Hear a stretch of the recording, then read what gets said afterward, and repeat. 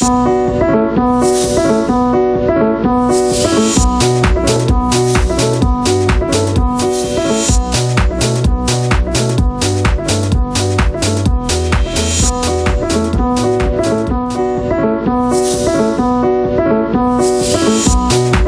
tarde, bem-vindo a mais um Sociedade Civil. Na nossa emissão de hoje, 27 de novembro, vamos olhar de novo para a terceira e até mesmo para a quarta, ou quiçá mais idades. Vamos falar dos séniores e vamos perceber, vamos dar mais algumas dicas de como podemos ter cada vez um melhor envelhecimento. E quando dizemos um melhor, é no fundo já juntamos vida aos nossos anos, é isso que queremos promover, para além de juntar anos à nossa vida.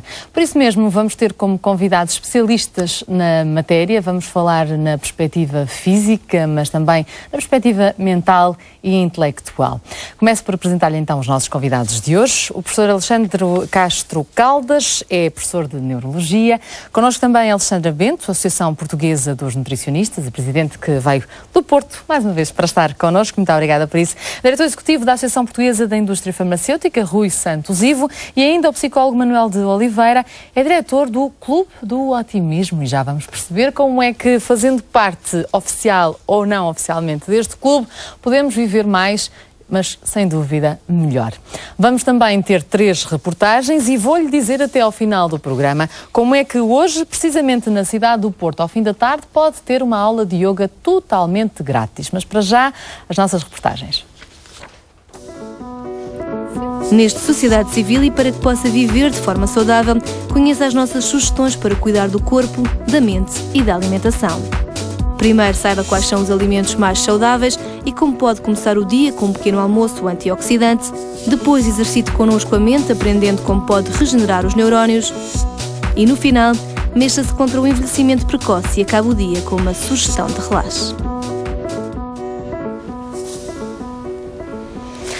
Nós também queremos que relaxes connosco ao longo da próxima hora e meia. Vamos então conversar acerca desta matéria, um envelhecimento mais saudável. Mas para já, abrimos como sempre o nosso programa com uma boa notícia. O filme Dot.com, de Luís Galvão Teles, vai abrir na próxima segunda-feira o primeiro Festival de Cinema da União Europeia na China. Vai decorrer até 20 de dezembro em Pequim e conta com 24 obras vindas de outros tantos países. A seleção, um filme por cada país, teve em conta a atualidade e a adesão do público dos respectivos países, salientaram os organizadores. A China importa apenas 40 filmes por ano, a esmagadora maioria dos quais norte-americanos. Vamos lá ver se este Dot.com, um filme com cerca de hora e meia, estreado em Portugal em 2007 e que teve um verdadeiro sucesso em Portugal, vai ter o mesmo sucesso em terras da China, neste primeiro Festival de Cinema da União Europeia em território chinês. Está aberto assim então o nosso programa, um programa que vai ainda, por ser quinta-feira, contar com a presença da Susana Fonseca,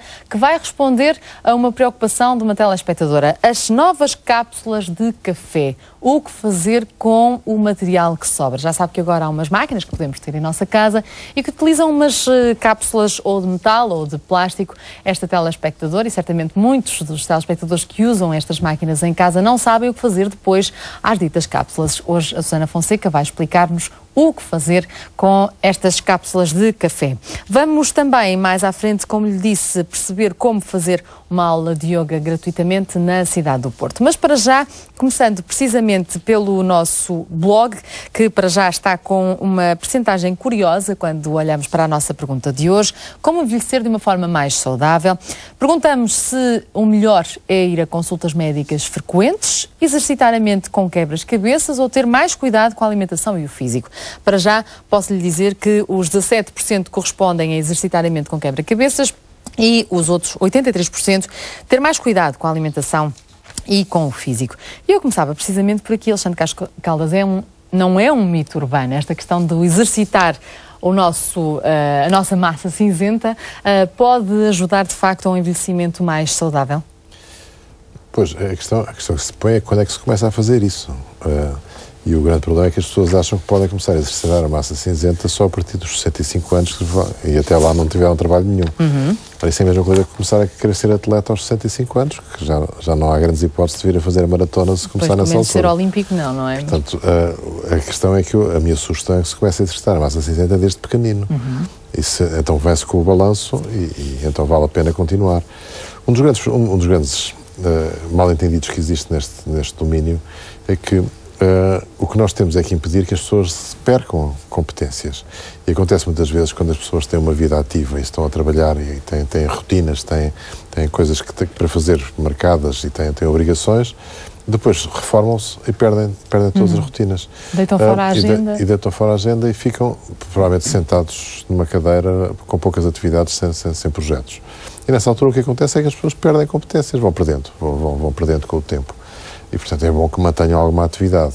Agora, também não é fácil ter uma atividade que venha nas páginas de uma revista que seja só isso para manter. As pessoas têm que continuar ativas, estar com os amigos, ir passear, continuar a ir a exposições, viajar, etc. Manter uma atividade comparável àquela que tinham antes. Senão, de facto, o cérebro é o órgão mais económico do mundo e que quando não se usa, deita-se fora. E, portanto, se a pessoa não usa, deita fora. Aliás, de resto, este novo livro editado na coleção Campos do Saber tem precisamente uma viagem ao cérebro e algumas das suas competências. É a sua mais recente mini-obra, no sentido de portabilidade e não de conteúdo. Isto porque, de facto, essa afirmação que faz em relação às nossas competências, há quem acredite que estas competências vão se perdendo à medida que a idade vai avançando. É assim ou podemos até adquirir novas competências à medida que vamos crescendo? Não, havia um mito que a partir dos 40 anos eram só perdas, era o que se pensava até a uma certa altura. E pensou-se nisso até há muito pouco tempo. Felizmente tem-se feito muita investigação e tem-se percebido que não é bem assim e que nós podemos estar sempre a aprender coisas e, portanto, nunca está fechado o sistema nervoso. É evidente que não aprendemos da mesma forma, não aprendemos com as mesmas regiões do cérebro, vamos aprendendo baseado não só na evolução que houve do nosso sistema nervoso, que passou a ter, digamos, uns recursos diferentes com o tempo, e também de acordo com a experiência que acumulamos. E isso vai fazer com que encaixemos a nova informação a outros sítios. Mas nada impede que uma pessoa que esteja habituada a aprender coisas, que continue a aprender e que seja, enquanto estiver viva, que seja capaz de aprender. É evidente que pode haver doenças pelo caminho, mas isso é outra coisa. Estamos a falar de um envelhecimento saudável, das pessoas que não têm doenças. Aliás, de resto, o título genérico do nosso programa é Envelhecimento Saudável. E é curioso, 83% dos nossos telespectadores apostam nesta questão dos cuidados com o físico e com a alimentação. Eu quero, Alexandra Bento, acreditar que é um pouco também pela preocupação com que temos tido nestes nossos vários programas, a dar dicas para este melhor, tratar bem o nosso corpo, o nosso físico, também a nossa alimentação. Mas acredito que as pessoas cada vez mais têm noção desta relação direta da alimentação, o físico e a longevidade, não é? Eu penso que sim. E estes programas também acabam por ser esclarecedores e, portanto, o tipo de ouvintes do programa estão, no fundo, sensíveis para a questão e respondem dessa maneira. Mas não é só por causa disso, porque, de facto, a alimentação desempenha um papel preponderante na saúde e também parece que em termos de longevidade. Sabemos que, por outro lado, há alguns determinantes que interferem negativamente. Portanto, no fundo, é nós balancearmos aquilo que interfere negativamente, como os comportamentos aditivos, o tabaco, o álcool, uma vida cheia de stress, como vamos ter a oportunidade de falar, mas claramente se tivermos que enunciar alguns comportamentos que permitem ter uma vida mais longa, então aí a alimentação assume um papel preponderante pelos alimentos que pode incluir. Portanto, em primeiro lugar, por seguir determinadas regras em termos de alimentação saudável, não é? Mas depois, além disso, parece que alguns alimentos de alguma forma podem potenciar esta longevidade e até parece que restringindo alimentos em termos genéricos também poderá de alguma maneira auxiliar nesta longevidade. O que é que eu quero dizer com isso? Claramente, regras de alimentação saudável e intensificar alguns alimentos, como é o caso das frutas e dos legumes, e já agora dizer-lhe alimentos que nós consigamos pintar, tipo arco-íris, não é? Portanto, ter um pensamento de arco-íris, que vai desde o amarelo ao vermelho, ao laranja, e, portanto, variarmos muito a cor dos alimentos, parece que de alguma maneira é um comportamento muito, muito positivo. Por outro lado, há muitos estudos que têm vindo a demonstrar que de alguma forma haver alguma restrição calórica, e não quero de maneira nenhuma dizer que é uma alimentação altamente restritiva, não estamos de maneira nenhuma a falar em comportamentos que tendem para a subnutrição, mas fazer alguma restrição em termos de calorias, portanto diminuir o aporte calórico, parece ser uma excelente medida, até porque nós sabemos que, pelo contrário, se tivermos uma alimentação que é excessiva, essa alimentação excessiva vai potenciar uma série de doenças, que são as doenças que infelizmente morremos hoje em dia, as doenças crónicas não transmissíveis, como a obesidade, como a diabetes, doenças cardiovasculares, e portanto, ainda que tenhamos um bom suporte médico, que essa é uma das questões que se coloca, a visita ao médico periodicamente, importantíssima, é evidente, a questão da disponibilidade em termos de medicamentos que nos permite ter, com certeza, uma vida mais longa. Eu não me estou a meter a foice em seara alheia de maneira nenhuma. Sim, está aqui a pifar, mas com certeza que também nos permite ter uma vida mais longa, mas claramente ter a noção de que a alimentação saudável, injetar, se me permite a expressão, alimentos tremendamente coloridos e, por outro lado, se estamos a comer uma determinada quantidade de alimentos, por que não reduzir ligeiramente e ir vigiando o peso? Já vamos ver como é que colorimos, com a ajuda do seu colega José Camolas, que nos vai dar mais algumas indicações, e daqui a pouco a chefe Mafalda Pinto Leite, também com muita cor, vai ajudar-nos a ter pequenos almoços mais indicados para este envelhecimento saudável. Já falamos do cérebro e do corpo, falta-nos falar do espírito, porque acredito, Manuel Oliveira, que acima de tudo também haja muita responsabilidade do nosso estado de espírito neste envelhecer de uma forma mais saudável, não é? Eu estava a ouvir o professor Castro Caldas e estava a pensar nas pessoas que vão passear à noite na zona de Oeiras, junto à Marina. E pessoas com mais de 70 anos que vão passear às 10 da noite. Eu costumo ir correr a essa hora, um pouco estranho, mas há muita gente a correr a essa hora.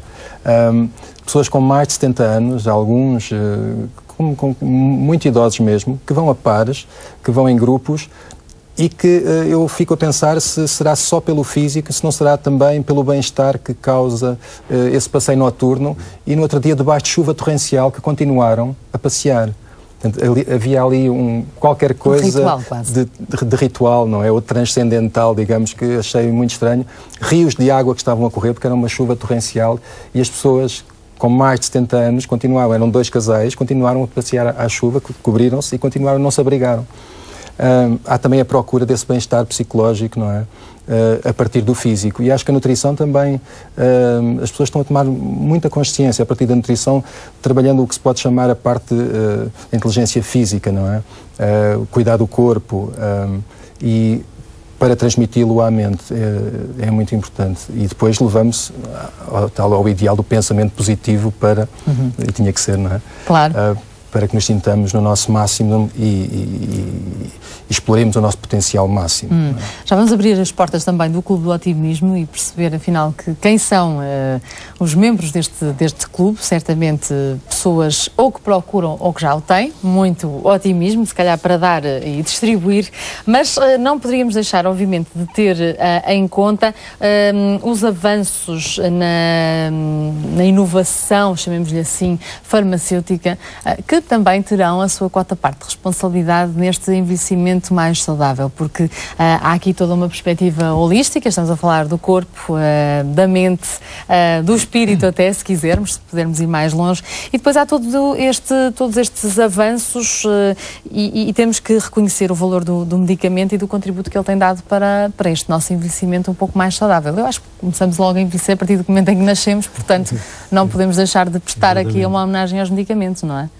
Exatamente, penso que sim, e julgo que o importante referirmos é que, de facto, o medicamento tem um valor, mas esse valor deve ser visto realmente neste contexto que nós estamos aqui a enfatizar, portanto, no conjunto de todos todas as ações que podemos tomar para realmente melhorar a nossa saúde. Aliás, agora, muito recentemente, a OMS vem-nos até lembrar a importância do investimento em saúde como forma de aumentar o bem-estar. contribuir para o desenvolvimento humano, enfim, todos esses aspectos que são extremamente importantes, e eu penso que esse investimento que a OMS está a referir, obviamente, é um investimento em sentido global e, portanto, tem todos estes aspectos. Efetivamente, penso que, relativamente ao medicamento, podemos, sem dúvida, dizer que nos últimos anos e provavelmente hoje a qualidade de vida que podemos ter, sobretudo em fases já, digamos, mais avançadas da nossa vida, a qualidade de vida e até a própria longevidade de que hoje podemos beneficiar, eu penso que sem dúvida alguma que os medicamentos tiveram aqui um contributo. A própria OMS também tem dados em que nos fala, enfim, de que o aumento da esperança de vida que aconteceu nos últimos anos, nos últimos 100 anos, em que se fala de 30 anos, e atribui ao medicamento, digamos, uma responsabilidade importante, fala em 40%, digamos, desse aumento. Penso que a sua utilização racional, quando é necessário, eu penso que sim, que é extremamente importante. Nós podemos contar hoje também com os medicamentos, não para substituir a vida saudável, mas para podermos, em situações ou de prevenir uma doença ou de a tratar, é de facto fundamental. Como já sabe, a nível de reportagem, dividimos aqui por 3 setores, chamemos-lhe assim, a questão do corpo, a questão da mente e a questão da nutrição. Por isso mesmo, vamos começar por aqui. E já agora, prepare um bloco e um lápis para tirar algumas notas, ideias da Mafalda Pinto Leite para um pequeno almoço, pelo menos bastante colorido.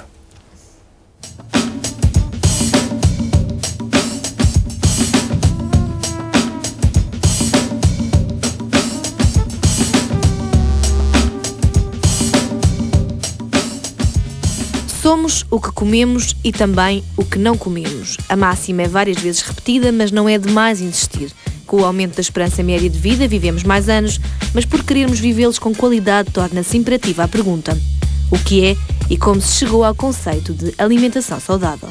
Como é que nós chegámos a estes conceitos de alimentação saudável? Foi exatamente observando populações que viviam mais que as outras, que tinham um envelhecimento com mais qualidade, que tinham menos doença cardiovascular, que tinham menos diabetes, que tinham menos obesidade, e foi avaliando a evolução dessas populações que nós começámos a ter a suspeita, por exemplo, que consumir mais hortícolas que era bom para a saúde, consumir mais fruta era bom para a saúde. E hoje em dia depois foram fazendo ensaios clínicos e percebeu-se que era mesmo assim. Portanto, aquelas máximas que nós temos para a alimentação saudável em traços gerais aplicam-se na prevenção do envelhecimento demasiado rápido e na garantia do envelhecimento com qualidade de vida. Uma alimentação saudável é garantida com diversidade e equilíbrio dos nutrientes de que necessitamos. E quando falamos em envelhecimento, importa perceber que à medida que os anos passam, o corpo vai perdendo características que é preciso repor com a ingestão de certos alimentos. O cálcio que encontramos nos laticínios e nos legumes verdes, as proteínas e os ômega 3 que existem nos peixes ajudam a compensar a perda natural de massa óssea e muscular e são também essenciais às funções cardiovascular e cognitiva. Mas existem outros alimentos. São também muito importantes os frutos, os hortícolas, as sementes, por exemplo, as sementes oleaginosas que também dão ômega 3, que dão, por exemplo, vitamina E, o azeite em quantidades moderadas, e aqui é preciso falar sempre que as gorduras não são para eliminar totalmente, sendo que devem ser limitadas na sua quantidade, e o azeite vem à tona como a gordura mais adequada de todas, também ele um fornecedor de vitamina E. A par da generalidade dos alimentos que fazem parte de uma alimentação saudável, tem-se vindo a falar cada vez mais em alimentos antioxidantes. À medida que envelhece, o corpo forma substâncias chamadas radicais livres de oxigênio, que provocam alterações do material genético. Os antioxidantes ajudam a neutralizar esses efeitos. Por exemplo, os vegetais de cor laranja são ricos em beta-caroteno. O tomate é rico numa substância que se chama licopeno. Por exemplo, os frutos cítricos são ricos em vitamina C. As sementes oleaginosas, como eu dizia há pouco, são ricos em vitamina E. Os frutos vermelhos, de uma forma geral, têm um vasto conjunto de compostos fenólicos que eles também próprios são antioxidantes. O vinho é um caso muito interessante porque, sobretudo o vinho tinto, recebe do seu processo de produção compostos fenólicos, e estes compostos fenólicos têm também propriedades antioxidantes. E aqui vale a pena fazer um parênteses, que é, quem não bebe, não precisa de começar a beber, pode ir buscar estes antioxidantes a outros alimentos. Quem bebe deve, entre as bebidas alcoólicas, preferir então o vinho e, preferencialmente, o vinho tinto. Ajudam na prevenção, mas não podem ser encarados como elixires da eterna juventude. Devem sim fazer parte de uma educação alimentar contínua, onde todos os outros alimentos devem representar um papel. Mas se ficou com vontade de incluir antioxidantes na sua alimentação, aceite a nossa sugestão. Vou dar 2 sugestões de receitas diferentes, ambas de pequeno almoço, com os alimentos antioxidantes, para começarmos bem o dia. A primeira vai ser com açaí, que é considerado o alimento com mais antioxidantes no planeta, muito bom, que é um fruto brasileiro, que tem um sabor um bocado poderoso, quase que parece uma mistura de vinho com chocolate. Por isso é um bocado difícil de introduzir a nossa alimentação. Uma maneira interessante de misturar, que se come imenso no Brasil, é a polpa de açaí batida com uma banana para adoçar e um bocado de água, e depois pode ou beber, como se fosse um batido, ou então polvilhar com um bocadinho de granola ou muesli e tomar ao pequeno almoço. Então é uma maneira muito poderosa de começar. Isto aqui vem a polpa congelada, normalmente corta-se em 4.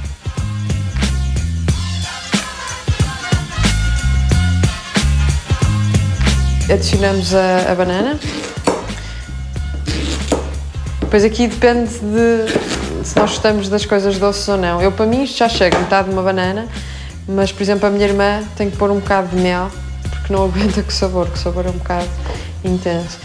E água, normalmente eu só cubro um bocadinho com água, para não ficar muito líquido, que eu gosto, quando fica mais espesso é mais saboroso. Por isso assim meio copo de água deve chegar. É só fechar. Agora vai fazer um bocado de barulho.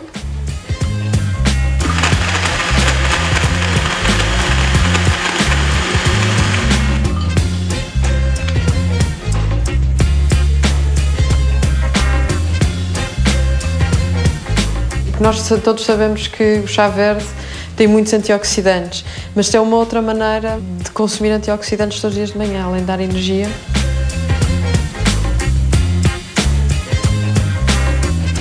A segunda sugestão também é de pequeno almoço e é com mirtilhos, que é considerado outro superalimento. Isto é um iogurte diferente, que é um kefir, que também é considerado um superalimento.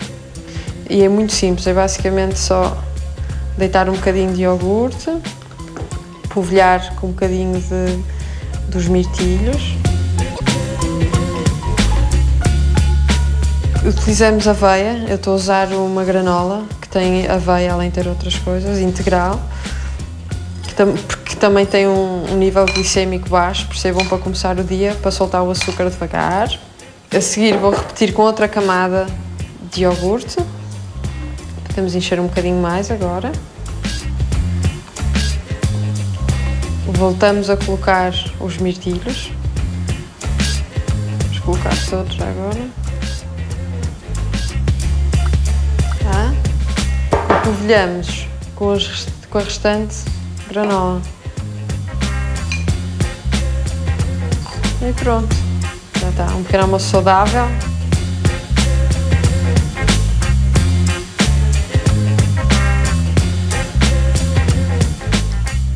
E estas são as minhas receitas de pequeno almoço rápidas, saudáveis, saborosas e antioxidantes. Espero que gostem.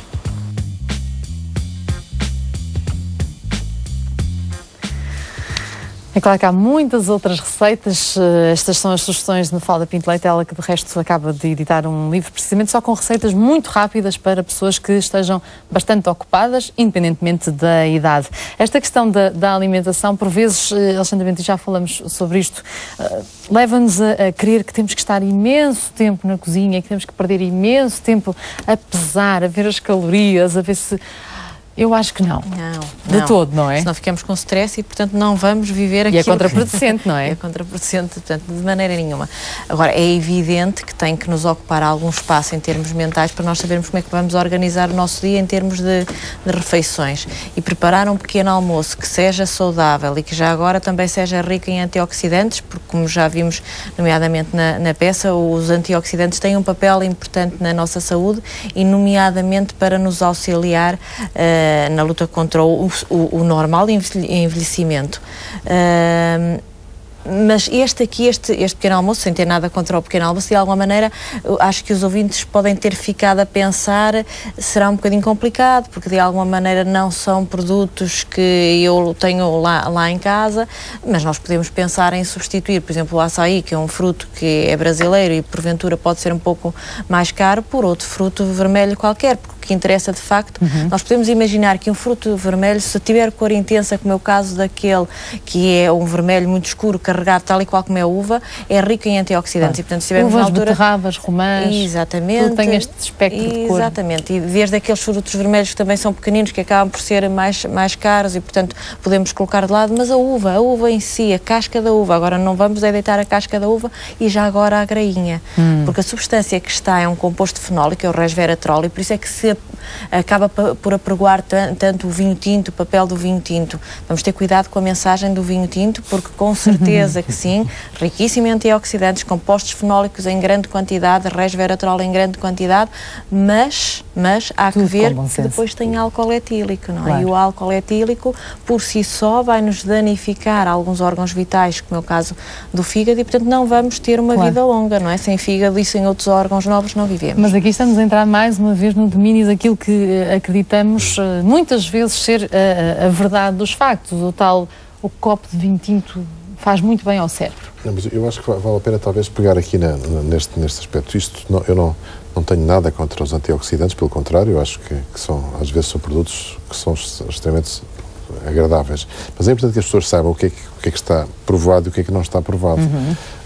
E o que está provado, de facto, é que descobriu-se a certa altura que alguns radicais livres de oxigênio eram responsáveis por processos degenerativos e processos de envelhecimento, etc. E percebeu-se que havia substâncias que contrariavam o aparecimento de radicais livres e que eram estes antioxidantes. E funciona muito bem no laboratório. Funciona in vitro perfeitamente. Funciona experimentalmente, funciona bem. Agora, o que é difícil é transpor esta realidade para depois a realidade da vida das pessoas. E não está provado, não está de facto provado que se as pessoas tiverem esta alimentação, não é fácil fazer esse estudo. Acredito que possa ser verdade, e estou a desafiar alguém para o fazer. Que pega numa população que coma mal, uma população que coma bem, que prove que seja isto e que não seja também o comer mal que faz mal. Porque pode ser o comer mal. Portanto, não faz mal. Acho muito bem que se coma isto. Acho muito bem que se tenha atenção aos produtos que se comem. Acho, sobretudo, muito bem que se evite por comer coisas que se sabe que fazem mal, nomeadamente quando se tem doenças que podem agravar-se com isso, mas é preciso ter a noção de que não é exagerando este sentido, só comer coisas que têm marcação do produto para sobreviver o resto do século, que as pessoas vão sobreviver. Claro, até porque não existe propriamente uma regra global para todas as pessoas e o que fariam as pobres das pessoas que têm reações alérgicas a estes alimentos. Não, e sobretudo o vinho. Posso fazer só uma pequena nota de... É preciso tomar atenção a este ponto. Só uma pequena nota que acho que é importante ser referida. Há vários estudos epidemiológicos que demonstram que o consumo de determinados alimentos, e vamos aqui pôr um leque grande, frutas e legumes, não é? Se correlacionam com o viver mais longo, nomeadamente em estudos em populações japonesas, na Sardenha em Itália, em zonas dos Estados Unidos, que de alguma forma o denominador comum é algum tipo de produtos alimentares, e leia-se frutos e legumes, portanto não é o alimento em si, é um grupo de alimentos e depois um comportamento e um estilo de vida que de alguma forma também lá está, acaba por ser o transversal, uma boa gestão de stress. Mas se pusermos uma banda larga e colocarmos nesta banda larga frutas e legumes, aqui podemos ter a certeza que estamos a passar uma mensagem que é verdadeira. O que eu queria dizer é que o grupo de controle dessas pessoas que vivem mais tempo são as pessoas que não comem isso e comem coisas que fazem mal. E, portanto, o que eu posso dizer é que vive-se menos porque se come mal. Sem dúvida nenhuma, mas por outro lado também podemos dizer o contrário. Se comermos determinadamente... É muito importante até, podemos generalizar isto para a educação, por exemplo. A certa altura percebeu-se que se pegasse num ratinho e se pusesse o ratinho numa gaiola sem nada para ele brincar, e se pusesse outro ratinho com uma gaiola cheia de coisas, que o cérebro do ratinho que brincava estava muito mais desenvolvido que o cérebro do ratinho que não brincava. Então disse, vamos estimular imenso as crianças porque isto é que faz bem. Não, a gaiola que estimula o ratinho até deve ser bem mais monótona do que o cano de esgoto. O ratinho do cano de esgoto deve ter o cérebro muito mais desenvolvido. Agora, o coitado do ratinho... a ver o ratatouille. Agora, o coitado do ratinho que ficou dentro da caixa é que não desenvolveu o cérebro. Portanto, o facto de a privação de não desenvolver não significa que a estimulação desenvolva. É preciso ter cuidado, porque as pessoas são muito exageradas. Então as pessoas começaram a levar as crianças com um ano de idade às coisas mais sofisticadas, a puxar por elas. E é o que acontece com muitas pessoas que dizem que vão comer 1 quilo de antioxidantes todas as manhãs e que, a certa altura, fazem mal a outras coisas. Claro, mas isso é de resto sempre a nossa mensagem. Isto é tudo com bom senso e aquilo que dizemos não é para fazer todos os dias, exceto, se calhar, sopa. Vamos ter na próxima semana um programa sobre a sopa. E embora passar algum tempo na cozinha pode ser muito, muito relaxante. Ou não. Mas pode ser muito relaxante. Há máquinas que nos ajudam hoje em dia. Mas é muito curioso, porque quando falava da questão de alguns países terem maior longevidade e outros não, também não podemos separar as pessoas da sua geografia, do seu stress, da sua genética. Exatamente. E aqui é a pergunta difícil, Manuel Oliveira. O otimismo também está na nossa genética ou não? Também está na nossa genética. Ainda bem. Há uma percentagem, alguns estudos indicam que pode estar até 20, 25% da nossa genética. Mas o desenvolvimento da atitude otimista não só é perfeitamente possível em qualquer idade, isto é extremamente interessante, é muito fácil desenvolver o otimismo a partir da primeira infância, mas também é perfeitamente possível, e nós temos experiência disso, o trabalho de desenvolvimento do otimismo na terceira idade, que não há dúvida nenhuma. Para já, o otimismo, a partir dos 45 anos, volta a subir curiosamente. Ele decresce até cerca dos 45 anos, em alguns estudos, e depois volta a subir. O que para mim foi um pouco estranho quando comecei a observar e a dar conta desses estudos, que aproximando do fim da vida fazia sentido os níveis de otimismo subirem. Na realidade, as pessoas conseguem adotar estratégias que lhes permitem lidar com as adversidades, lidar com os pensamentos negativos e adquirir uma resiliência natural que as faz adaptar-se à vida e a tudo aquilo que se passa na aproximação do fim da vida. É curioso falar nessa questão, porque eu estava aqui a consultar um livro que supostamente inclui os segredos dos povos com maior longevidade do mundo. E a Sally Baer, que é a autora, foi buscar o exemplo de Okinawa, não é? Fica no Japão e tem dos índices de maiores velhinhos. Mais centenários. Exatamente. Os habitantes de Okinawa, o que é que eles fazem e o que é que eles não fazem? Para além de terem as dietas equilibradas, variadas, com muitos legumes, muita comida orgânica, ácidos gordos, soja, cereais integrais, bebem quantidades moderadas de álcool, bebem chá e água, bebem bastante, fazem exercício, permanecem mentalmente ativos ao longo da vida, possuem uma visão psicoespiritual saudável, pouco stress e vivem em comunidades felizes e unidas. Verdade. Portanto, aqui é muito curioso juntar outros pormenores. Lá está, a nossa demografia permite-nos que hoje em dia, e a nossa geografia também, permite-nos que vivamos em comunidades felizes e unidas. Tirando no Clube do Otimismo. É um pouco complicado, pois. Não é? Já é a solidão das multidões. Não é? Ora bem. Que é muito, muito complicado. Aparentemente estamos todos muito unidos, mas estamos todos muito longe uns dos outros. Estamos muito afastados e há imensos estudos sobre a capacidade de ajuda a alguém que tem necessidade no meio da rua e as pessoas simplesmente pedem ajuda e quase ninguém ajuda. Por várias razões, alguns porque desconfiam, mas outros por abandono puro e simples e por desinteresse. Há duas características que são indicadas nesse livro muito engraçadas, que são as finais, que estão muito ligadas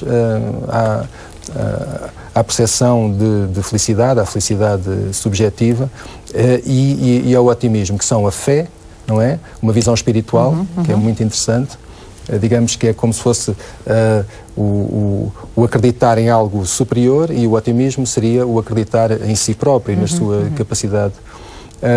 E é a ligação social, o vínculo social, toda a rede social que está envolvida. Quanto maior for a rede social e maior for a comunicação, maior a longevidade das pessoas também.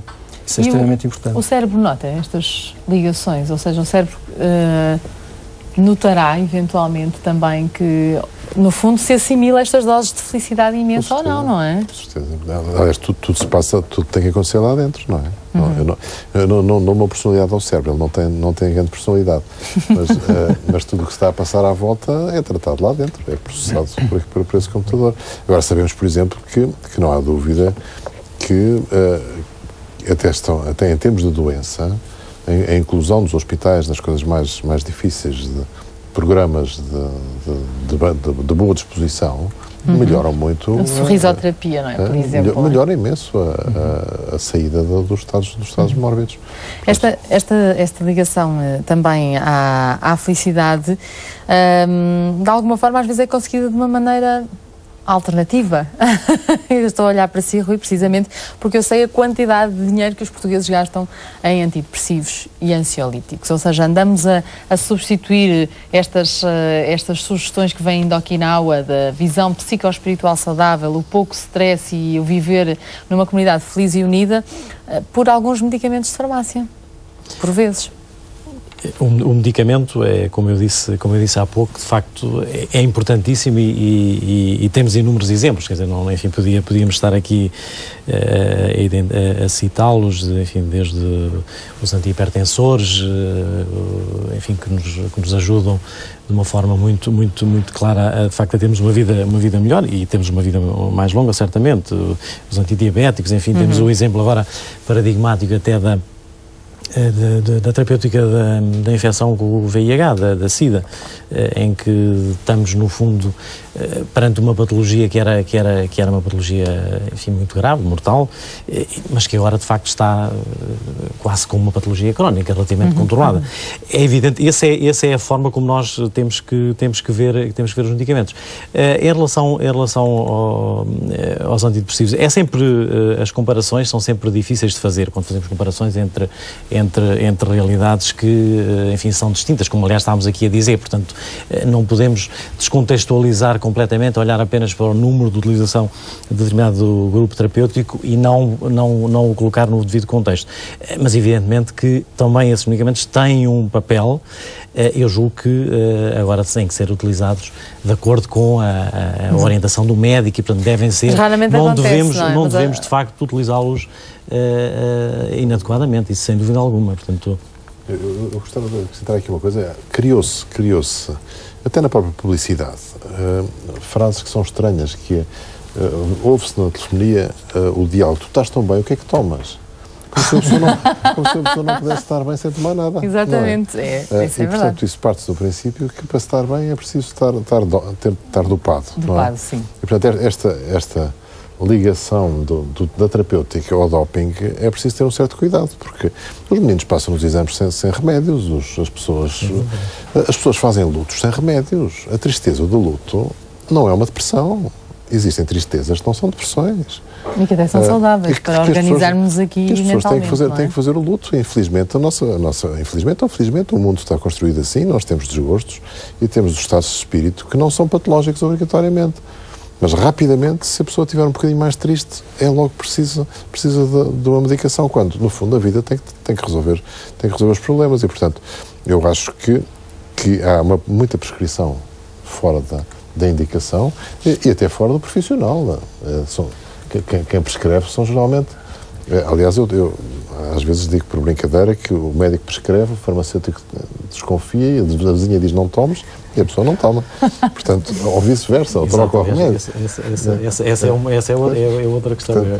Esse conselho, às vezes... Essa linha de sequência pode logo pode não correr bem e, portanto, eu acho que há muitas pessoas medicadas por elas próprias e pelos amigos, não é? Essa questão da automedicação é gravíssima. Nós, de resto, já fizemos um programa só à volta dos perigos dos medicamentos, de uma toma errada dos medicamentos, e é claro que a questão da automedicação é algo que foi abordado aqui no nosso programa. Já voltamos a falar sobre a questão dos medicamentos, até porque há também produtos, não sei se medicamentos ou não, mas produtos que prometem o tal estímulo cerebral, a tal ginástica mental, e esses produtos normalmente vêm embalados e compram-se nas farmácias e até às vezes também nos supermercados. No entanto, nós quisemos, com a ajuda de João Lobo Antunes, que esteve precisamente na Gulbenkian na passada semana, numa sessão precisamente sobre a questão da regeneração celular e do próprio cérebro,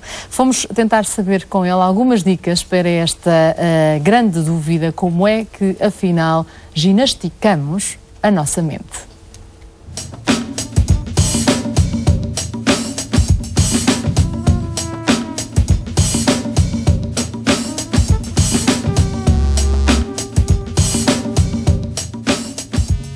Prepare-se para um pequeno desafio. Observe com atenção estes números e daqui a 5 segundos já voltamos a falar.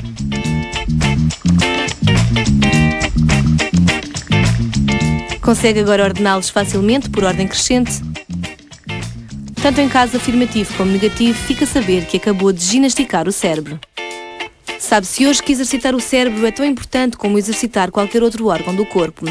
Exercícios deste género, fazer palavras cruzadas, sudoku ou tricô, falar, recordar, ir ao cinema ou uma exposição, jogar às cartas ou numa consola, são todos exemplos de atividades essenciais para manter a mente em forma.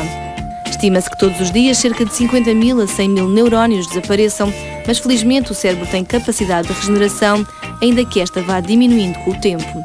Daí a importância de começar desde cedo a preparar o futuro. Eu diria que o cérebro envelhece de duas maneiras diferentes.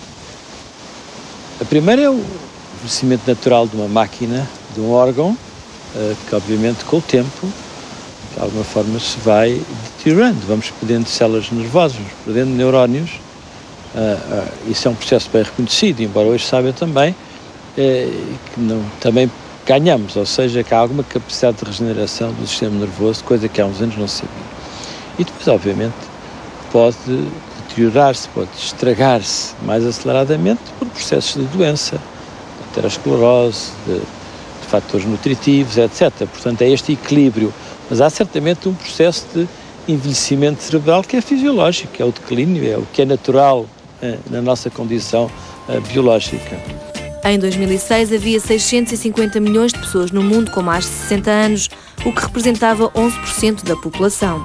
Em 2050 o número subirá para 2 milhões, ou seja, o equivalente a 22% da população. Com este aumento exponencial do número de idosos, é urgente repensar a velhice e a forma como a encaramos. Qualidade de vida é o que se pretende, muscular torna-se a palavra de ordem. Nós hoje sabemos que uma grande percentagem de pessoas acima dos 80 anos irá sofrer ou de doença de Alzheimer ou de processos demenciais semelhantes. O que acho que é incontestável, e enfim, na Fundação Gulbenkian, no ciclo de conferências que nós chamamos o tempo da vida, isso foi certamente uma das áreas que nós quisemos desenvolver e abordar mais consistentemente. Nós sabemos que, de facto, a melhor resposta para o envelhecimento é a musculação do cérebro, ou seja, o exercitá-lo, o desenvolvê-lo, o estimulá-lo, particularmente nos processos de memória, de atenção. E por isso é que nós compreendemos hoje que a aprendizagem ao longo da vida não é só um entretenimento, um passatempo, se quiser, mas é também uma terapêutica. E eu acho que a recomendação que podemos fazer é que use o seu cérebro até ao fim. Estímulos intelectuais presentes, experiências desafiantes e trocas de conhecimento que permitam questionar devem representar respostas ao processo natural de envelhecimento. Os idosos de amanhã serão cada vez mais ativos, autónomos e exigentes, o que representa um desafio interessante. Uma das coisas que se tem que reconhecer é que a estrutura geracional, se quisermos, da sociedade mudou muito. Quer dizer, passámos, como se diz na China, de 4-2-1 para 1-2-4, ou seja, 4 filhos, 2 pais e um avô, para um filho, 2 pais e 4 avós. E esse é um tesouro, é um recurso admirável de sabedoria, de experiência, de afetividade, e eu acho que é essa certamente algo que terá a haver políticas, e quando digo políticas digo no sentido muito lato, tentar aproveitar o que eu acho que é uma das consequências mais notáveis e mais benfazejas do envelhecimento. Para João Lobo Antunes, andar, passear e ler muito é receita simples para o envelhecimento saudável do cérebro. Quanto à sociedade civil, esperamos que também seja estimulante e juntamos outro desafio. Ainda se lembra dos números que viu no início da reportagem?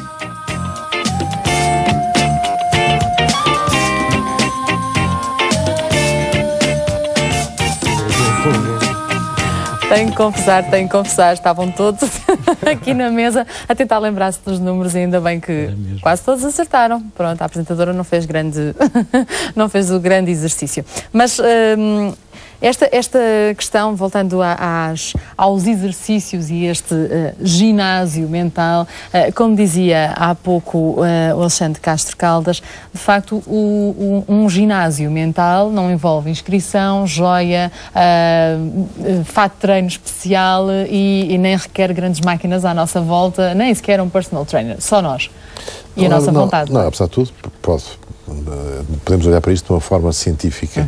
A primeira coisa é o que é que está provado e o que é que está por provar ou que merece ser provado.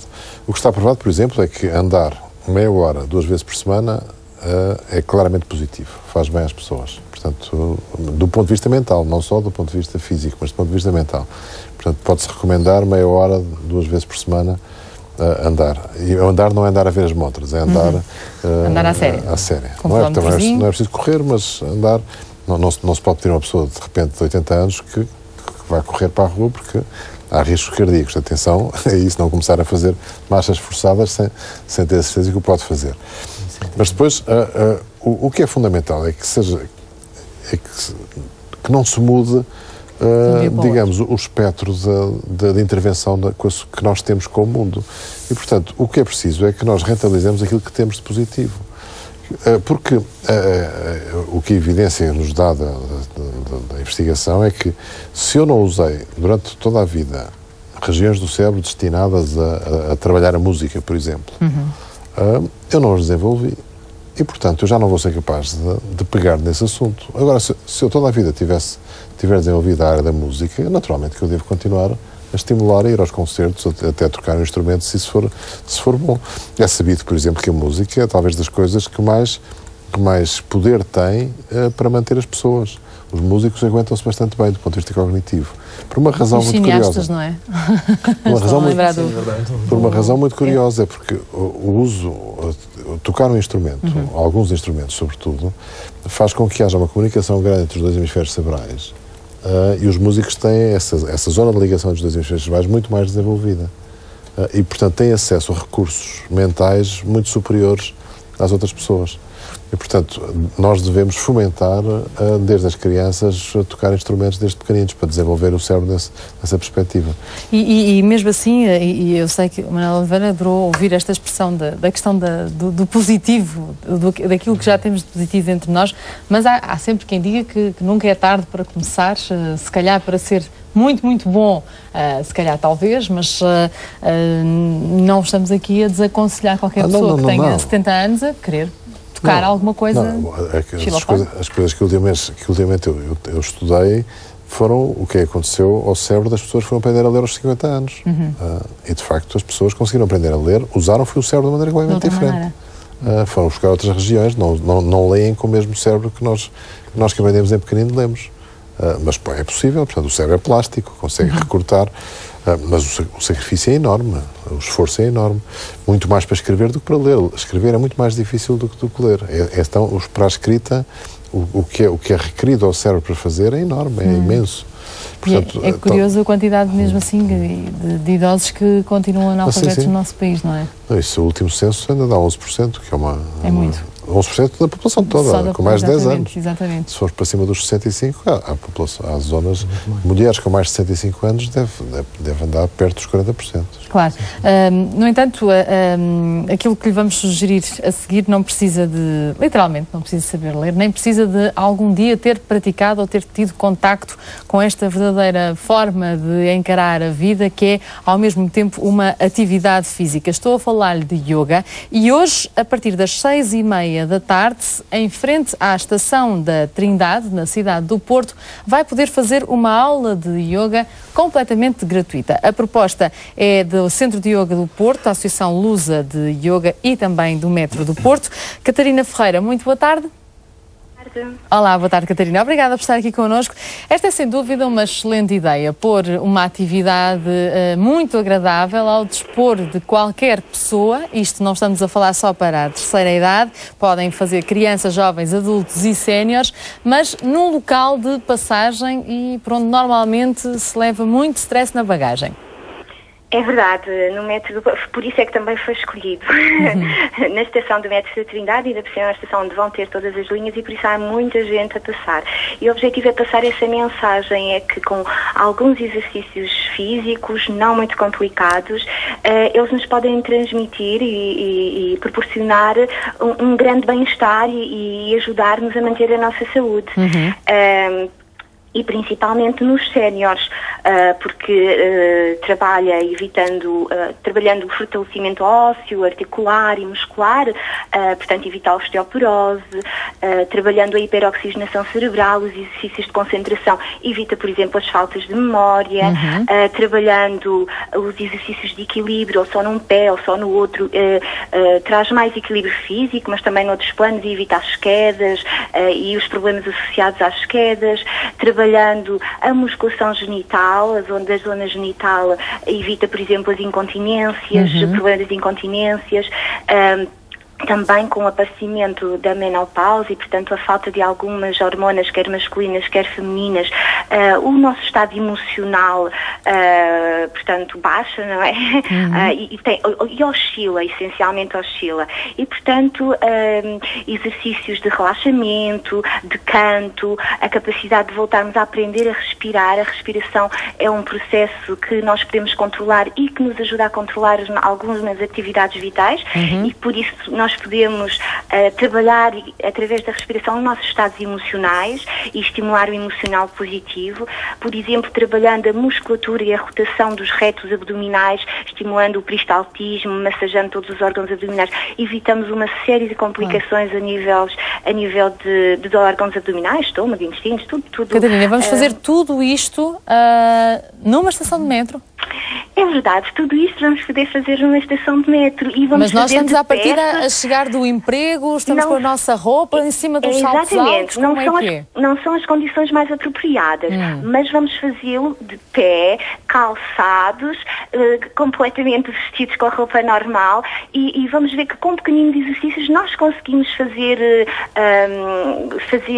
alongamento, anteflexões, retroflexões, torções, enfim, exercícios que nos trazem um enorme bem-estar e que muitas vezes podemos fazê-los até no local de trabalho, a rotação dos ombros, a rotação da cabeça, em torno do pescoço, um alongamento, tudo isso e traz-nos um bem-estar. Hoje em dia é vergonha espreguiçar-se, mas espreguiçar faz muito bem. Eu recomendo a toda a gente que se espreguice, e fui eu que mandei. Se conseguisse ver agora por trás das câmaras, os nossos câmaras já estão a fazer isso e fazem muito bem. Mas é muito... Catarina, deixe-me só terminar dizendo então que hoje às 6h30 da tarde, quem passar pela estação da Trindade, na cidade do Porto, não se assusta, não sei se a Alexandra ainda vai para o Porto hoje, se passar por lá já sabe, assim como está perfeita, portanto já sabe, não se espante se vir uma quantidade de gente a espreguiçar-se, a alongar os músculos, a rodar a cabeça e, no fundo, que é a grande mensagem de todas as vossas aulas de yoga, fazer aquele exercício tão simples que é sorrir.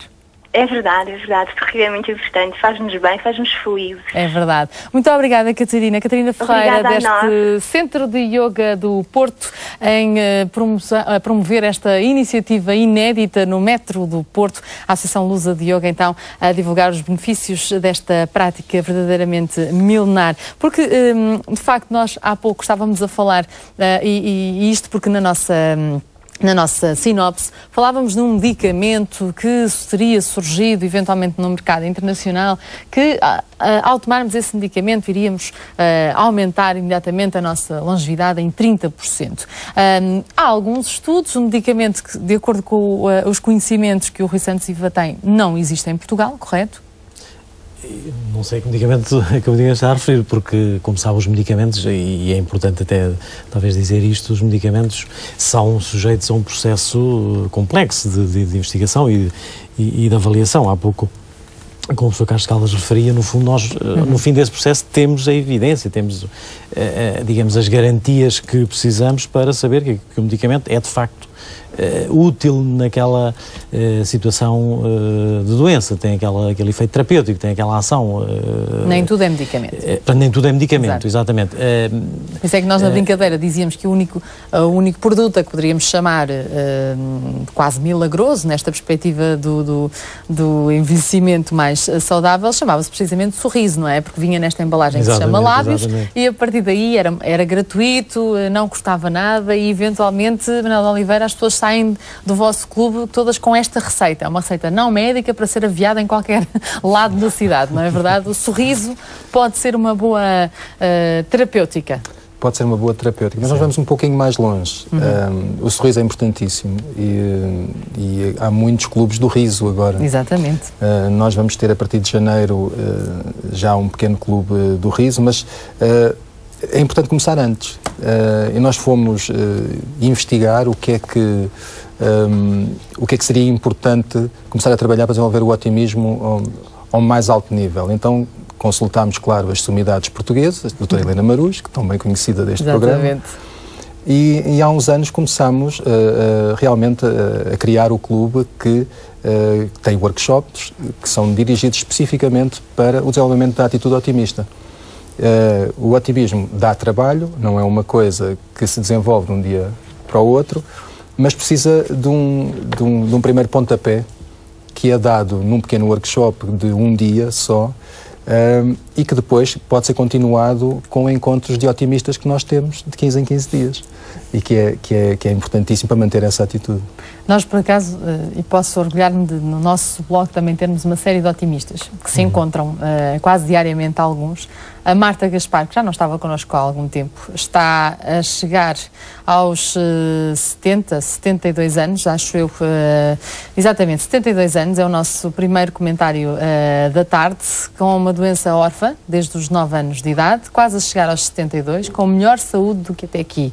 Uma alimentação mediterrânica sem carne, exercício físico possível dentro da sua fadiga crónica, diploma no passado julho, com o 12º ano, reconhecimento e validação de competências, RVCC, esperando um mecenas que me publique um livro de poemas feito ao longo dos tempos. De momento tenho 1276 e-mails na minha conta, porque ajudo também os animais. As minhas competências estão agora valorizadas, tentarei frequentar a faculdade. Ela mais atrás conta-nos o resto da sua história. Ela já foi operada a um cancro na cidade do Porto, no IPO do Porto.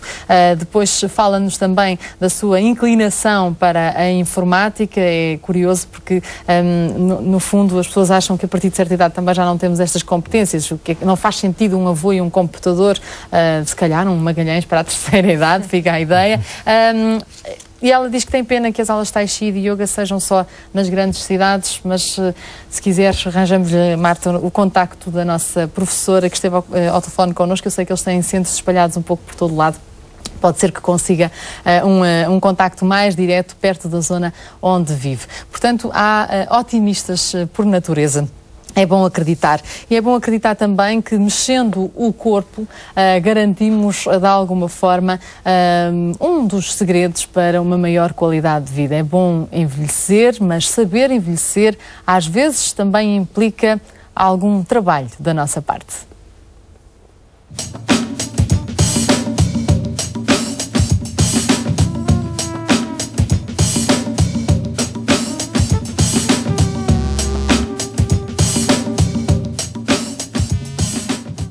Tal como uma máquina que precisa de manutenção, também o corpo humano precisa de manter-se em movimento. O exercício físico é, por isso, fundamental, proporcionando uma resistência maior ao processo de envelhecimento. De certa forma, o envelhecimento está associado sempre a uma diminuição da capacidade do indivíduo, mas essa diminuição muitas vezes pode estar afeta à questão do envelhecimento, mas ocorre a idades, portanto, mais jovens, sobretudo se as pessoas forem sedentárias. Isto quer dizer o quê? Quer dizer que tanto o sedentarismo como o envelhecimento têm tendência para acentuar a perda de capacidade do indivíduo. E com o exercício aquilo que nós queremos é proteger ou prevenir essa mesma perda de capacidade, que acaba por ocorrer, mas ocorre, portanto, com uma taxa de perda, portanto, muito mais lenta, vá lá. E é este o principal objetivo. 30 minutos diários de atividade cardiovascular acompanhados de treinos localizados 2 vezes por semana é o suficiente para nos mantermos em forma e garantir uma boa reforma ao nosso corpo. E nunca é tarde para começar a investir. É possível começar em qualquer idade e uma das investigações mais curiosas que houve lá, se calhar nos últimos anos, foi uma investigação com pessoas idosas, pessoas nonagenárias, portanto nos Estados Unidos, submetidas a um programa de força durante 8 semanas, pessoas que inclusivamente precisavam de ajudas mecânicas, portanto, para o seu dia-a-dia, e ao fim de 8 semanas houve pessoas, portanto, que recuperaram, ganharam força, duplicaram e triplicaram a força que tinham. O que é que isto quer dizer? Que em 8 semanas voltaram a ganhar a força que provavelmente não teriam desde os 60 ou desde os 70 anos. Isto quer dizer que, em termos de qualidade de vida e no que diz respeito à capacidade funcional, é, por exemplo, muito importante. No caso específico dos idosos, é importante assegurar que a perda de massa óssea e muscular, característica do envelhecimento, é compensada através do exercício. Um esforço que dá provas de sucesso. Estas pessoas, portanto, frequentam estas aulas há pelo menos 15 anos. E, portanto, são pessoas que, repare, quando se fala em qualidade de vida, como eu lhe disse, na população idosa, a qualidade de vida tem sobretudo a ver com questões relacionadas com a saúde, mas com questões relacionadas com a capacidade funcional. Portanto, se estas pessoas que aqui vêm são capazes, portanto, de realizar esforços com este nível de exigência, ao nível das tarefas básicas ou instrumentais da vida diária, elas realizam-nas com certeza. Portanto, quer dizer que são capazes, ou ao longo deste tempo, foram capazes de manter a sua capacidade funcional. Resultados à vista, importa manter o ritmo e o corpo ativo. Não há desculpas, vamos todos envelhecer, mas somos nós quem escolhe como. Podemos envelhecer, portanto, de maneiras diferentes e o objetivo é chegarmos, portanto, a idades mais avançadas com maior qualidade de vida. Obviamente existe sempre a componente genética, a componente da história familiar, mas hoje em dia dá-se muito ênfase, portanto, aos comportamentos que as pessoas adotam, àquilo que as pessoas podem fazer por elas próprias. E fazer por ela própria é importante que se torne realmente num adulto mais ativo, ou se já é ativo, que mantenha essa atividade independentemente da idade. E depois de tanto exercício, sugerimos-lhe outro tipo de atividade para descansar.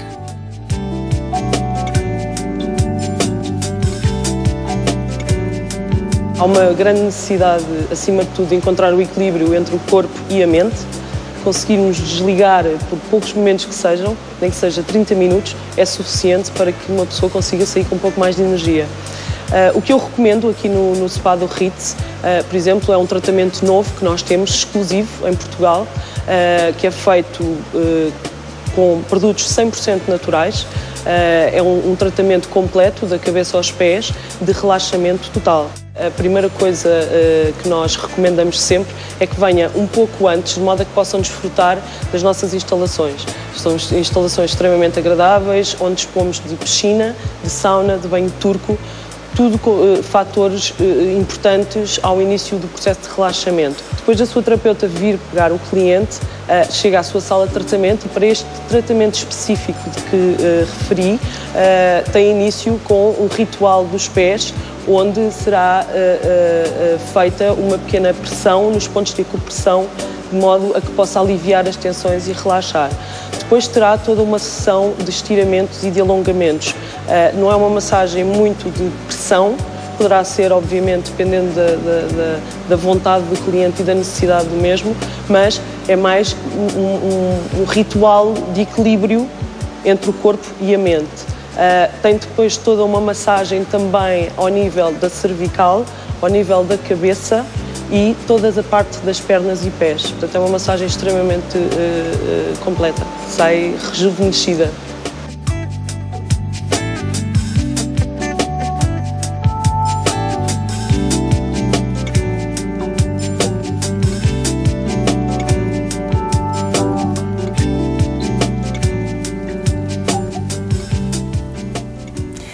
E aqui fica esta sugestão para mexer o corpo e depois mimá-lo. É claro que isto é uma condição, se calhar, para fazer uma vez de vez em quando. Estamos a falar de algum investimento, mas também podemos fazer em casa, não é? Aliás, há dicas, há bastantes livros que nos ensinam a fazer estes spas mais caseiros, porque uma boa dose de imaginação parece-me, Manuel, essencial quando estamos a falar não só do otimismo, mas acima de tudo no saber mimar-nos.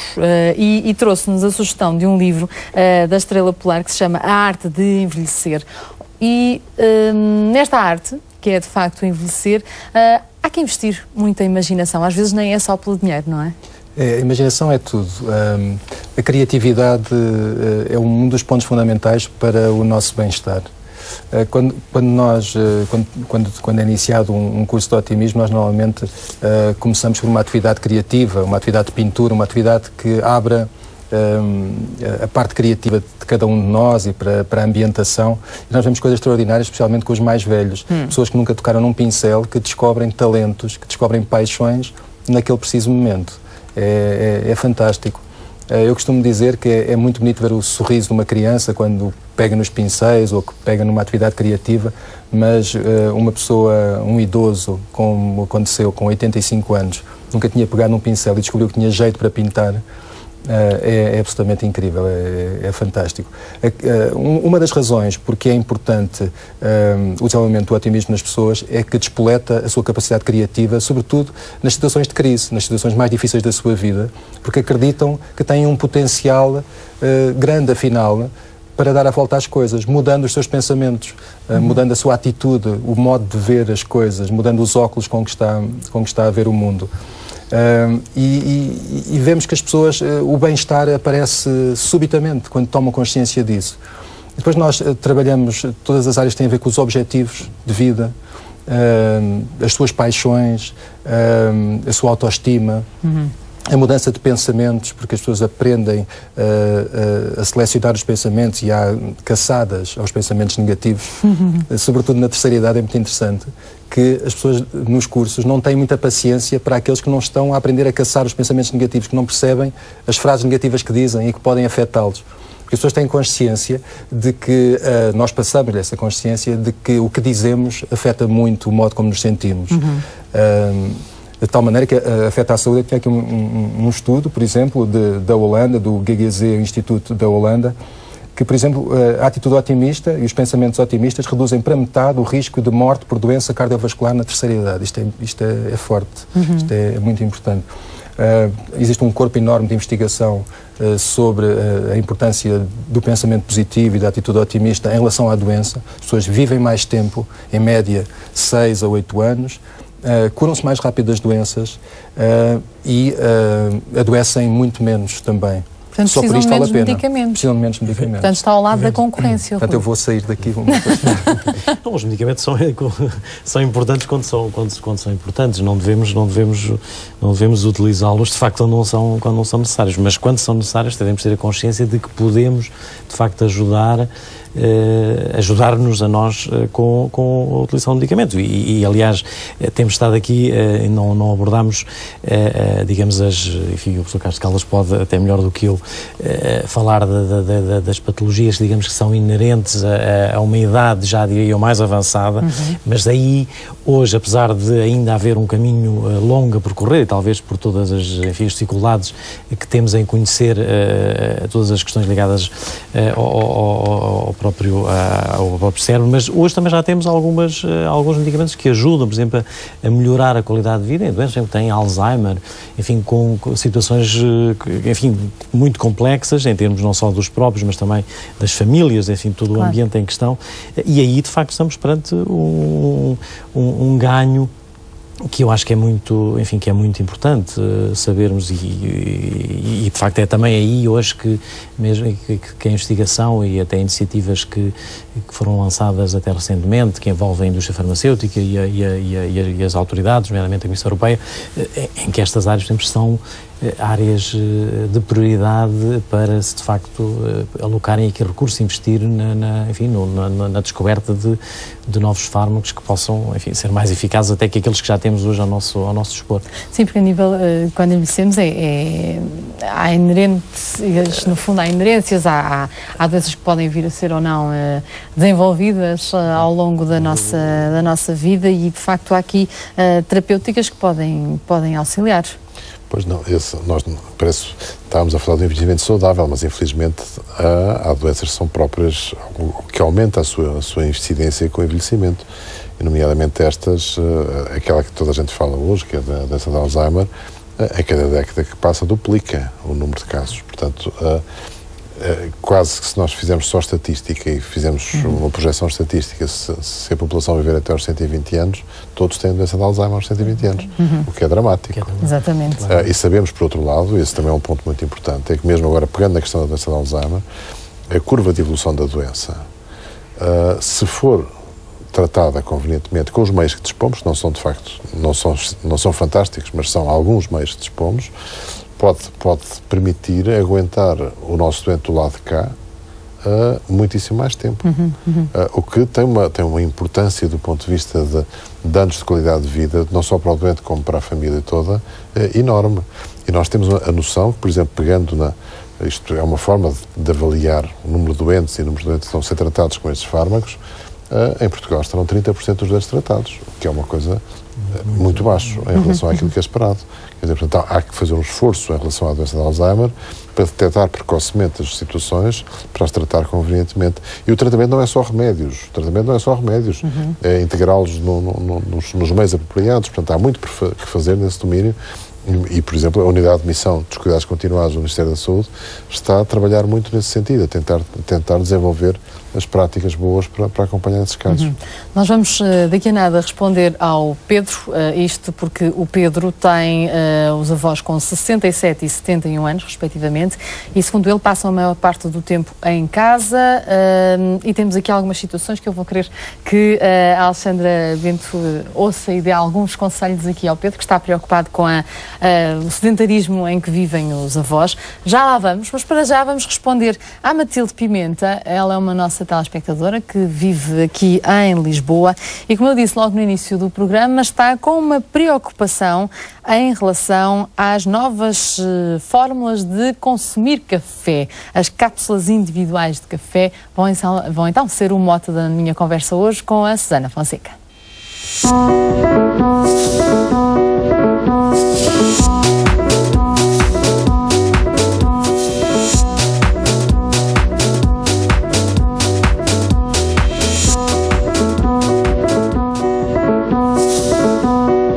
Olá, Susana. Bem-vinda a mais uma Sociedade Civil e hoje é muito curioso porque ainda há passada semana tive amigos a perguntar exatamente a mesma coisa. Como eles sabem que a Susana está sempre por aqui, perguntaram, já falaram destas cápsulas novas de café e precisamente a Matilde Pimenta é mais uma dessas espectadoras, tem notado cada vez mais se usam as cápsulas individuais de café, o que podemos fazer com mais este hábito da sociedade do desperdício. É muito curioso que a Matilde toca logo no problema, não é verdade? Exatamente. Digamos, estas cápsulas mais recentes que apareceram no mercado acabam por ser o último exemplo. Nós já tínhamos embalagens individuais de café, seja fosse ele para máquina especial ou mesmo até o café instantâneo, muitas vezes já vinha em doses individuais. Exatamente.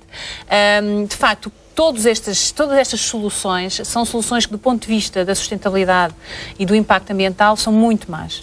Portanto, se nós queremos ter uma conduta ambiental, de facto, a única coisa que devemos fazer é resistir à prática que isto, não é? Porque de facto estas novas soluções são práticas, simplificam-nos a vida e portanto muitas vezes as pessoas são tentadas a adquirir este tipo de máquinas, a oferecê-las, agora que estamos perto do Natal, há o risco de haver mais pessoas a oferecerem este tipo de equipamentos aos seus familiares e amigos e de facto são, do ponto de vista ambiental, uma muito má solução, porque estamos a falar de transformar, digamos assim, basta as pessoas compararem o que é uma embalagem de café, por exemplo, de meio quilo, para depois ter o equivalente em termos de café e em termos de doses em embalagens individuais. Todas estas, neste caso estas são de plástico, estas que estão aqui no ecrã são de metal, são de alumínio e ainda que possam ser recicladas, porque os materiais em si podem ser reciclados. Estas ainda não são. As de metal ainda não são. Pois, não são, acabam por não ser, ou seja, potencialmente, teoricamente, o material de que são feitas permite-lhes serem recicladas,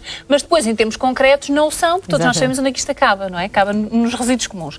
E, portanto, estamos a contribuir diretamente para aumentar a quantidade de resíduos que é produzida e, ainda por cima, neste caso, com materiais que não são renováveis, não é? Estamos a falar de alumínio, estamos a falar de plásticos, não são materiais renováveis. E, ainda que sejam recicláveis, de facto, não sendo, acabam por ter um impacto ambiental significativo. Mas mesmo que fossem reciclados, isso aqui é importante, mesmo que fossem reciclados, é sempre uma má solução do ponto de vista ambiental quando comparada com a solução de comprarmos o café. 1 quilo de café ou 5 quilos de café. Ou meio quilo, que se quiser, para quem não quiser ter 1 quilo, porque depois pode perder o sabor se a pessoa não bebe com muita frequência. Mas comprar em embalagem, exatamente, digamos. Uma embalagem comum, mas isto é válido para o café, como é válido para as bolachas, para os detergentes, para o que nós quisermos, não é? Cada vez surge no mercado uma maior quantidade de produtos que aparecem nestas doses individuais. E alguns deles já nos é difícil encontrar sem serem doses individuais. É o retrato da sociedade, cada vez mais individual.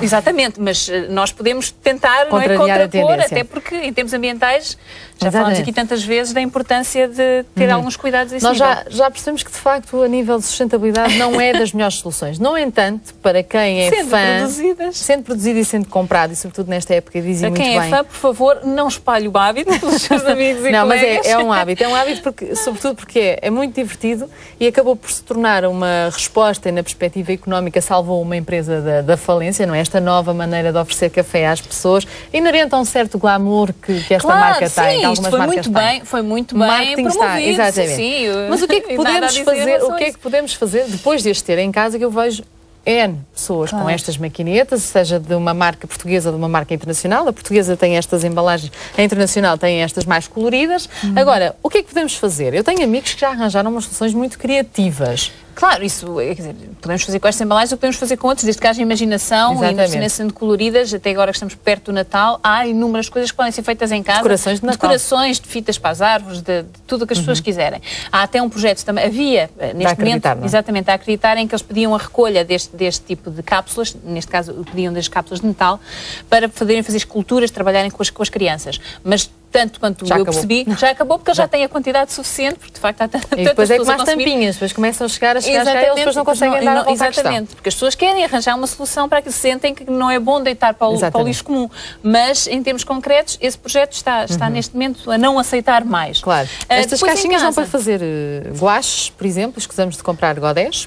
Claro, quer dizer, há sempre, mas será sempre o meu problema nisto de dar estas opções que existem e havendo imaginação, conseguem-se encontrar várias formas. Por exemplo, eu sei que há vários infantários que trabalham já com estas cápsulas, com as crianças, e isso é interessante, mas é uma gota de água no oceano de cápsulas que é produzido todos os anos. E eu sei que às vezes sou um bocadinho chata nestas mensagens que são um pouco um movimento contrário àquilo que é mais prático para as pessoas e que as pessoas já têm em termos da sua rotina. Susana, acaba por ser, antes de pensar em reciclar, pense primeiro em não usar, exatamente, não é? Em reduzir. Portanto, os erros têm uma hierarquia, não é? Exatamente. Portanto, se primeiro é tentar reduzir, até porque, e depois temos a nutricionista, o abuso do café também faz mal, mas isso é outra questão, não é? Mas ao utilizar, depois tenta minimizar, não é? Esta utilização. É claro que se já tem a máquina, já fez essa despesa, não vai deixar de repente de usar também, não é? Eu sugiro sempre que se façam grandes concursos de criatividade, já propus isto à marca, porque não fazer um grande concurso a nível nacional, pelo menos para tentar minimizar. Não, e atenção, por exemplo, esta marca internacional tem na Suíça um sistema de recolha, não tem nos outros países. Cá ainda não tem, mas sei que já estão negociados. Cá em vários países, não tem ainda, não é? Mas de facto, em termos, na Suíça eles já têm esse serviço de recolha, quando as pessoas vão comprar, pois, quando as pessoas vão comprar têm que entregar. Curiosamente, uma das queixas que as pessoas fazem é que fica muito café dentro das cápsulas, portanto há também um desperdício do próprio café. E há uma outra desvantagem que é, nós quando deitamos isto para o lixo, o que nós estamos a fazer é estamos a deitar de forma condicionada um resíduo que é biodegradável, que são as borras de café. E portanto vamos fazer com que este resíduo se mantenha ou não possa ser aproveitado. Exatamente. Ora aí está. O conceito é mesmo, fica preso sem poder, digamos assim, biodegradar-se como normalmente aconteceria se fossem as borras de café comuns, nós colocamos no lixo, até podemos depois utilizar em termos nos vasos, normalmente. Exatamente. Pronto, mas não, também se bebemos muito café, as nossas plantas não conseguem, a não ser que tenhamos um jardim muito grande, mas esta solução acaba por impedir também que este resíduo se biodegrade, embora seja biodegradável. Muito bem, portanto, aqui fica então os conselhos. É claro que, acima de tudo, é evitar o uso, mas já que estamos nesta época e noutra época, a nível de cafés, queria só deixar mais já agora, já que estamos a falar nos desperdícios, é uma coisa que também a deve irritar muito. São os copinhos de plástico para servir café. Sim. É? E que infelizmente agora começam a surgir até mesmo nos cafés comuns, portanto, já não é naquela situação, e por exemplo nos empregos, às vezes as pessoas estão num emprego e têm uma máquina qualquer de servir café e usam estes copos descartáveis. Em vez de levar uma chávena, quer dizer, é muito simples as pessoas não só levarem para si, como também estimularem a que os colegas levem para evitar esta produção contínua de, mais uma vez, embalagens que muitas vezes acabam por não ser recicladas e são sempre embalagens individuais, mesmo que sejam recicladas. Mais uma vez individuais. Mais um impacto. Susana, muito obrigada. Aqui fica então esta nossa resposta à Matilde Pimenta e já sabe que todas as perguntas podem ser enviadas para a Sociedade Civil. As suas dúvidas e pedidos de esclarecimento devem ser enviados para o endereço eletrónico sociedade-civil@rtp.pt através do blog sociedade-civil.blogspot.com ou pelo telefone 21 794 6131. Os nossos especialistas respondem.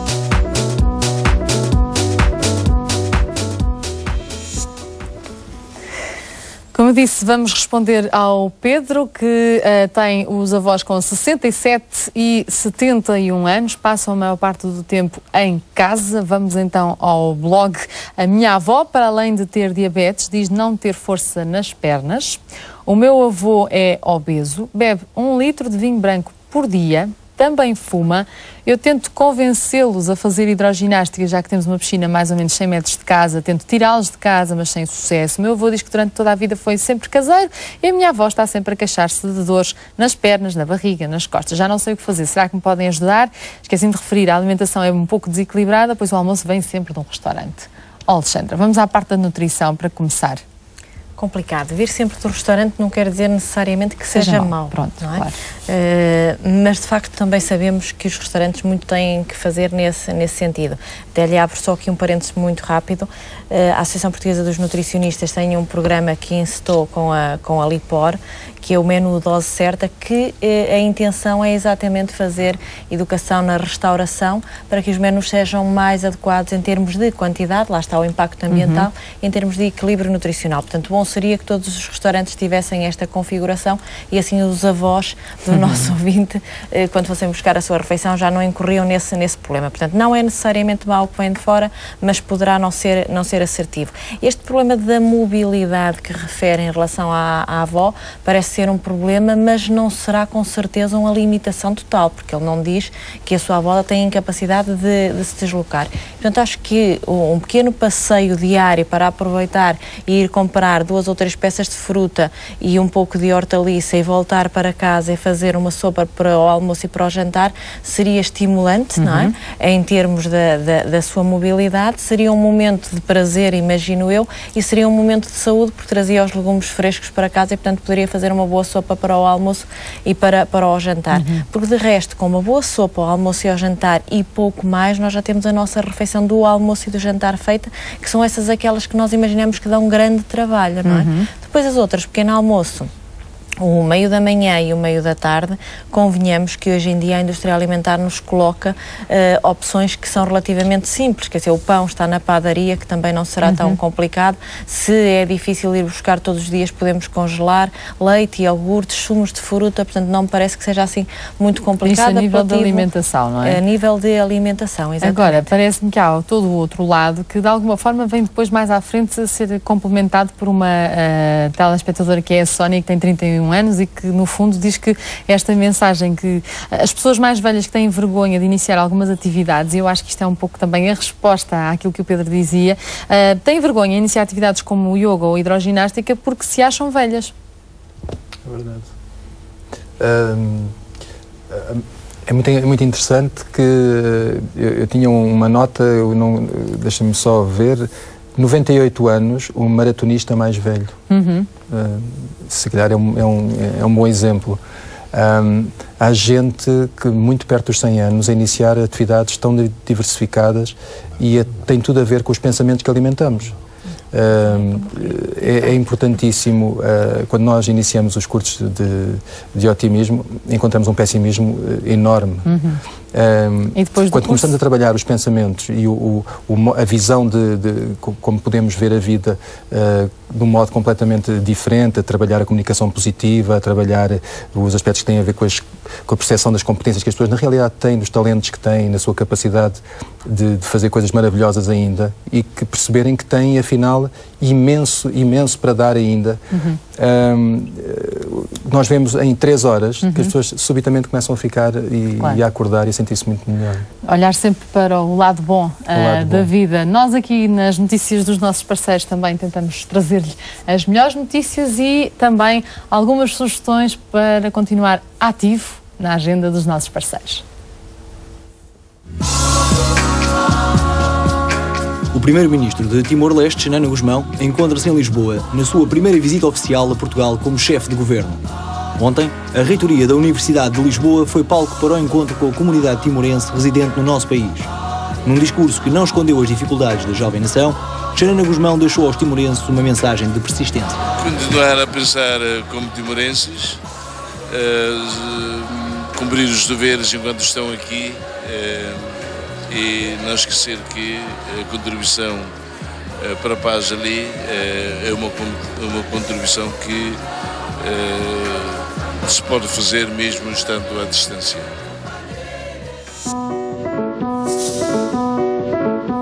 O Museu de Etnologia, em Lisboa, recebe amanhã o colóquio de encerramento do ciclo Museus e Património Imaterial.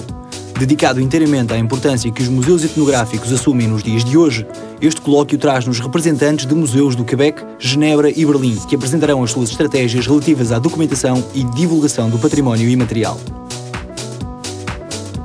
No Porto, a Biblioteca do Museu de Serralves recebe hoje mais uma conversa de fim de tarde.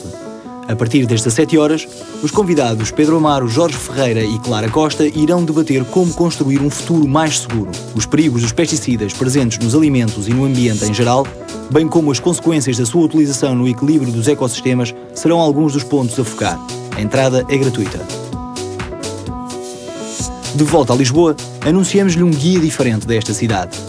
O Centro Nacional de Cultura lança hoje, com o apoio do Alto Comissariado para a Imigração e Diálogo Intercultural, o Guia da Lisboa Intercultural. Assumido como um auxiliar para a descoberta de uma cidade cada vez mais multicultural, este guia traz informações sobre talhos e mercearias chinesas, indianas e de leste, terapias orientais, astrologia africana, entre outras, não descurando a importância das associações de imigrantes.